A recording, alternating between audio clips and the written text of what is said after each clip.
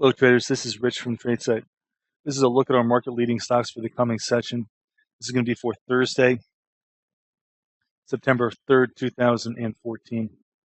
We had a very aggressive down day across the board, but one key takeaway here is that there's not a lot of follow-through signals to the downside.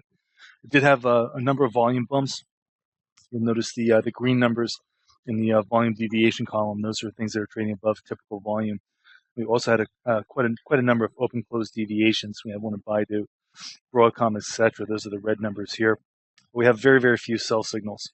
The only one we have to the downside here is the downside CPS in SINA, S-I-N-A. Moving on to the financials, again, a lot of volume bumps.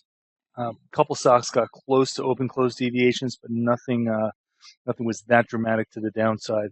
I think the big takeaway here is after the weekday, there's no follow-through signals to the downside here in the scans.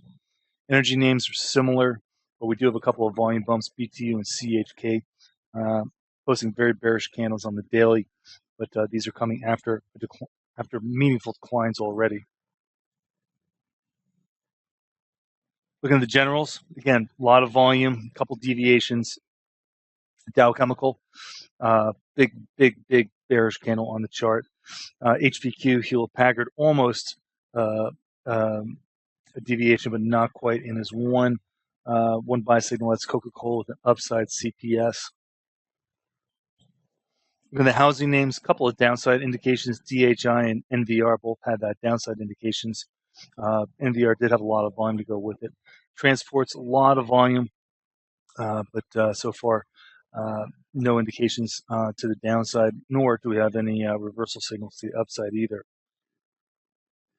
Moving on down to the commodities, a couple indications here. ABX has an upside CPS that could be really interesting, and we do have a number of volume bumps here.